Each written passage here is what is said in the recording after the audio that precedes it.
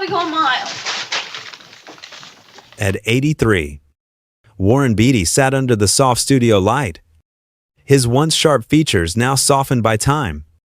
The man who had embodied Hollywood's golden seduction, the charmer, the genius. The perfectionist seemed suddenly smaller, quieter, more fragile.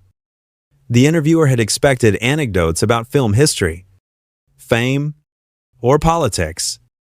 Instead, Beatty spoke a single name, Julie Christie. The syllables hung in the air like perfume, sweet, distant, impossible to forget. "I never stopped loving her," he said, his voice trembling not from weakness, but from the unbearable weight of memory. For a moment, the room fell into perfect stillness. Even the hum of the lights seemed to fade. He looked down at his hands, the same hands that had once directed, written, held, and lost so much, and smiled faintly, as if acknowledging an old ghost. More than half a century had passed since their separation, yet her image still lingered in him. Julie with her golden hair, her defiant eyes, her distant smile that seemed to understand the world too deeply to belong to it. She was not just a woman he had loved, she was the mirror of an entire era, the 1,970 seconds dream of freedom, rebellion, and beauty that burned too fast to last. "I think," he said softly, "we loved each other too early and too fiercely." It was not the confession of a man seeking forgiveness, but of someone finally surrendering to the truth. For decades, Beatty had been the face of control, a director who mastered every frame, an actor who owned every line. Yet, when it came to Julie, control had slipped away. Passion had consumed what reason could not contain. As the light dimmed around him, his gaze drifted into the invisible distance, to a past only he could still see. "We were two flames," he whispered, "burning so bright that nothing could survive between us." The interviewer did not speak. There was nothing left to ask. Was it love that destroyed them, or freedom? And when both collide, which one is worth surviving for? Long before his quiet confession, Warren Beatty was not merely a man, he was a myth. In the late 1,960 seconds and early 1,970 seconds, his name stood for everything Hollywood worshipped and feared: youth, beauty, intellect, and power. He was a film star who thought like a director, a producer who moved like a poet. Every glance, every pause, every rumor about his romantic conquests became part of a growing legend that blurred the line between man and myth. Julie Christie, by contrast, was the British answer to that same dream, a woman whose beauty refused to be decorative. She was grace with rebellion, tenderness with defiance. When she smiled, it was never an invitation, it was a challenge. She came from another world, the English countryside, the new wave of European cinema, where emotion was quiet and meaning lived between silences. Their paths collided in the shifting landscape of New Hollywood, a time when the old studio system was dying, and films began to reflect the chaos of real life. Beatty had just conquered the industry with Bonnie and Clyde, 1967, a film that reinvented violence and romance on screen. Christie had already won the world's heart and an Oscar for Darling, 1965, and Dr. Zhivago, 1965. They met not as strangers, but as equals, two icons of a generation that didn't believe in limits. The first time they worked together on McCabe and Mrs. Miller, 1971. It was less a film set and more a storm disguised as collaboration. Director Robert Altman later said, "They didn't act love. They were love, and that's why it hurt." On screen, they were magnetic opposites. McCabe, the dreamer trying to control the uncontrollable, and Mrs. Miller, the pragmatic woman who knew the cost of illusions. off-screen. The line between fiction and truth melted. Hollywood loved them. Magazines called them the golden couple of the counterculture.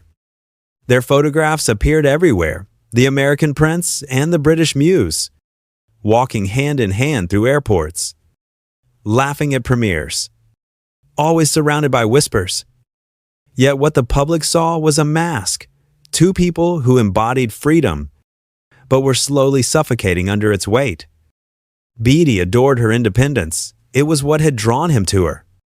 Julie refused to be another ornament in his mythology. She didn't need him to define her. And that terrified him. He had been with dozens of women beautiful, brilliant, fleeting, but none had ever challenged the essence of who he was. Julie did. She saw through him. She knew the loneliness behind the charm, the exhaustion beneath the ambition. For a while, they lived between two worlds, the glamour of Beverly Hills and the quiet rebellion of her London flat, where she escaped from fame. Friends remembered dinners filled with laughter, followed by long silences neither could explain. They were the most connected and the most separate people I'd ever seen.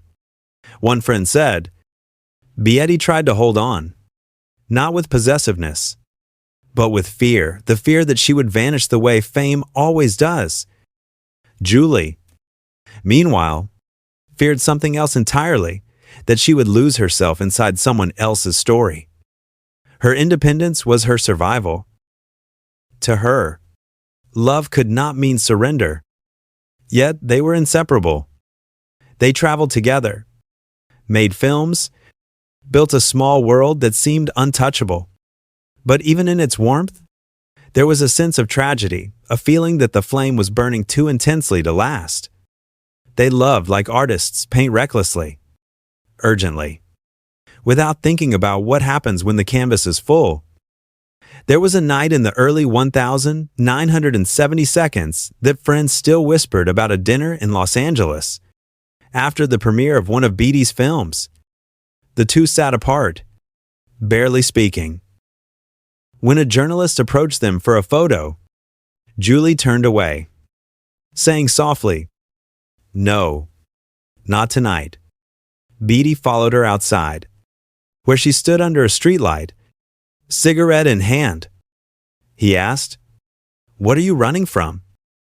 She looked at him and said, "From belonging to someone." It was the first crack in a relationship that had been built on the illusion of mutual freedom. Beatty wanted her to stay to share the chaos of his life, the demands of Hollywood, the constant need for perfection. But Julie belonged to silence, to introspection, to the kind of freedom that can't be lived in the glare of 1,000 flashbulbs. Their friends noticed the shift. He became restless. She became distant. On set, their chemistry remained electric, but when the camera stopped, the quiet between them grew unbearable. "It was like watching two comets," said one crew member. "Beautiful, but doomed to crash." By the late 1970s, both had changed. Beatty's ambitions grew heavier. Red's 1981 would soon consume him completely. Julie, increasingly disillusioned with fame, withdrew from Hollywood, seeking solitude and purpose far from the noise. They began to live in different time zones, both literally and emotionally. The phone calls became shorter, the visits rarer. To the world, they were still Beatty and Christie, a name that sounded like a promise. But privately, that promise was dissolving.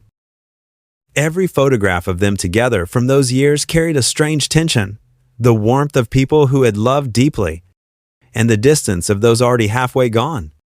There was no dramatic ending, no betrayal, no scandal. Just two people who loved too much to stay and too proudly to admit it.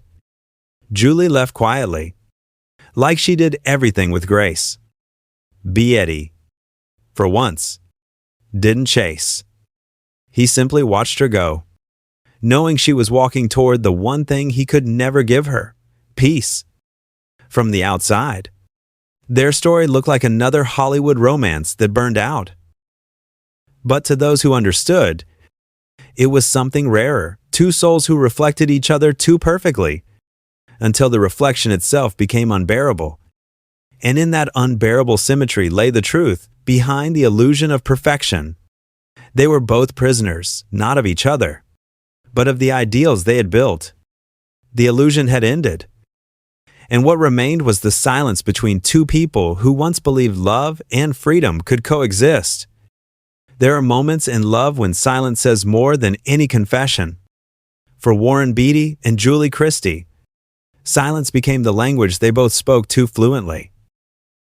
When the camera stopped rolling, when applause faded and the lights went out, the two of them would often sit together in the stillness of some anonymous hotel room, lost in their own thoughts.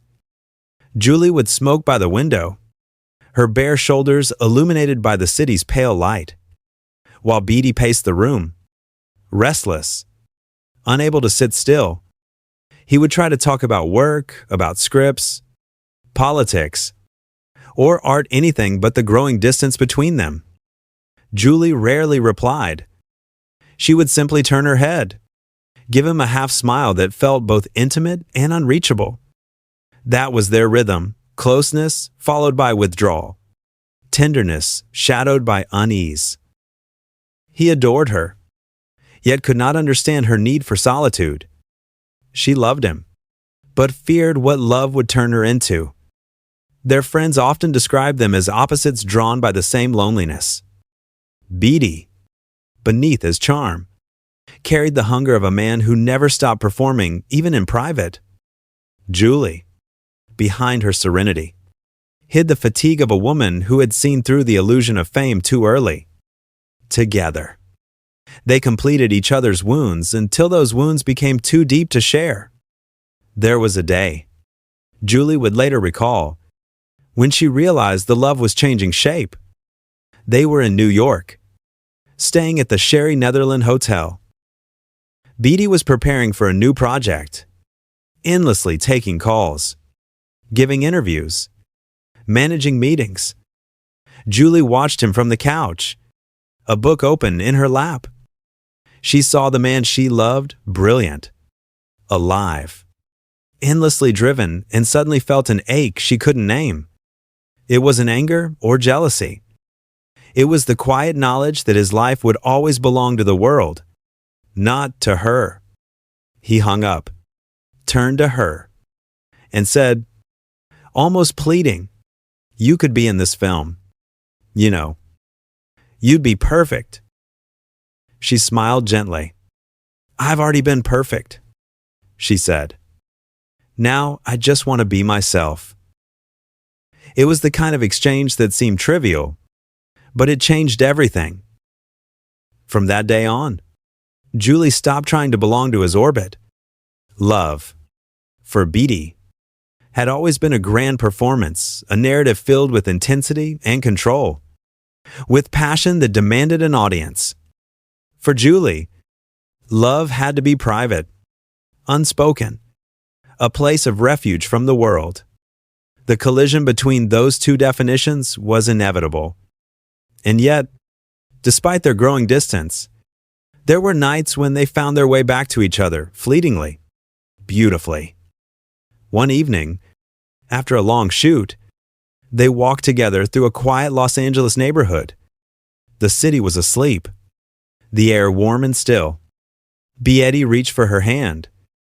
She didn't pull away. "You know," he said, "sometimes I think if I stop working, it'll disappear." Julie looked at him, her voice low. "Maybe that's what you need to disappear, just to see who you are when no one's watching." He laughed softly, but her words haunted him. Disappear. The one thing he could never do. That was the paradox of their love. He needed the world's attention to feel alive, while she needed to escape it to survive. They both sought freedom, but from opposite directions. In the early years, their passion had been volcanic, the kind that burned up everything around it. But as time passed, that same fire began to consume them from within. Julie would retreat for weeks at a time, disappearing to the countryside or to India, where she studied meditation and found comfort in anonymity. Beatty, meanwhile, drowned himself in work producing, directing, creating masterpieces that would define a generation. Each believed they were protecting themselves. In truth, they were just protecting their pride. There is a kind of pain that only exists between two people who understand each other too well. Beatty and Christie shared that pain. It was not dramatic or loud. It was quiet, the ache of realizing that the very person who once freed you is now the one keeping you captive. In one of his old journals, Beatty once wrote a single line that revealed more than any interview ever did. She made me want to be a better man, and that's how I knew Edie loser. He was right. Julie could not stay with someone who needed to become better through her. She wanted someone who was already whole. And Beatty could not bear the idea of not being needed. Their final days together were a kind of gentle unraveling. No shouting. No betrayal, just a slow dimming of the light. They began sleeping in separate rooms when traveling. Dinners grew shorter. Their once endless conversations became polite exchanges. The silence, once tender, turned into distance. One evening, at a dinner with friends, Julie excused herself early. Beatty stayed behind, pretending not to notice the ache in his chest. When he returned to their shared home that night, she was packing a small suitcase. He stood at the door. Unable to speak, she looked up, her voice calm and clear. I think we've reached the end of the script. Warren. He didn't argue. He didn't beg. He simply nodded, as if he had known all along. The next morning, she was gone. No note. No goodbye. Just the lingering scent of her perfume, faint and haunting, in the empty bedroom. For years afterward, Beatty avoided talking about her. He would mention her name only when pressed, always with the same controlled warmth. Julie is remarkable. He would say, never was. Always present.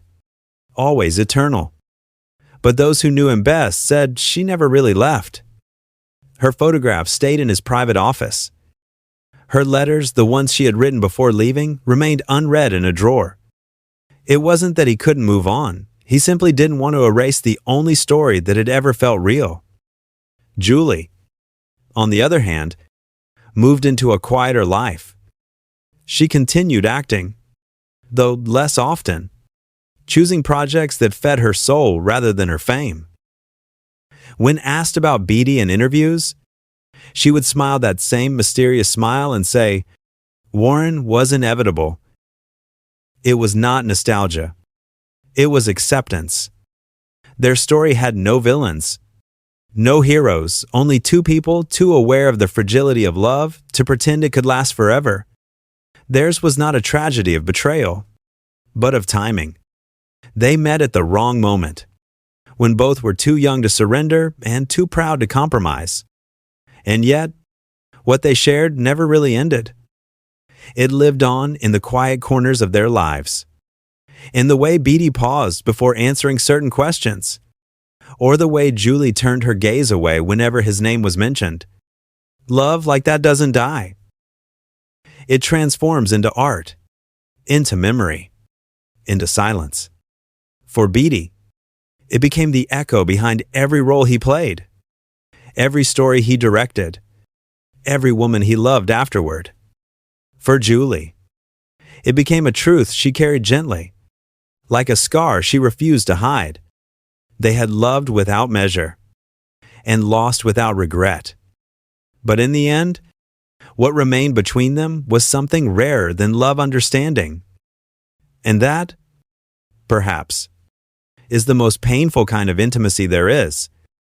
To understand each other completely and still have to walk away years later, long after the world had crowned him a legend and forgotten the man beneath. Warren Beatty finally spoke about her again. It happened quietly, in a rare interview for a retrospective about his career. The journalist, perhaps emboldened by Beatty's age and softened demeanor, asked the forbidden question. "If you could go back," she said, "would you have married Julie Christie?" Beatty paused. The silence was almost uncomfortable.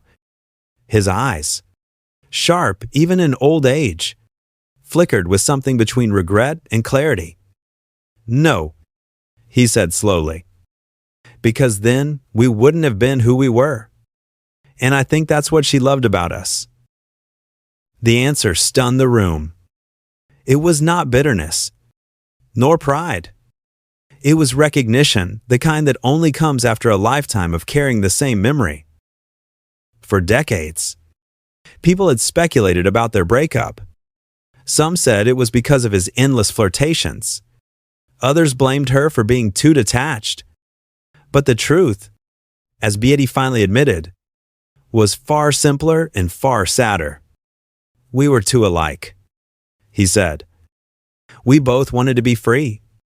But freedom means different things to different people." He looked down, then added, "And sometimes, love can't survive the very thing that makes it beautiful." That was the revelation. They didn't lose each other because of betrayal or anger, but because of honesty. They had loved each other too truthfully to pretend.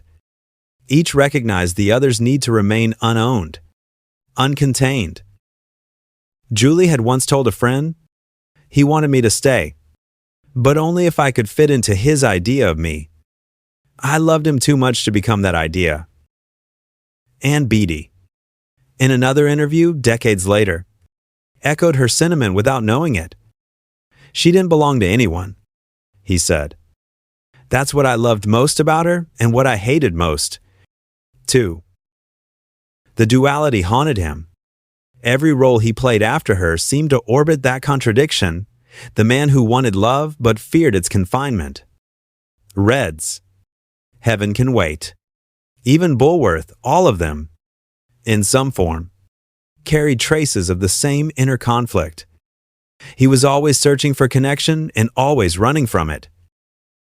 It was only in his later years, when time had stripped away the urgency of youth, that he began to understand what Julie had tried to teach him, that freedom and love are not enemies, but they cannot exist in the same space without sacrifice. The biggest shock wasn't that he had lost her.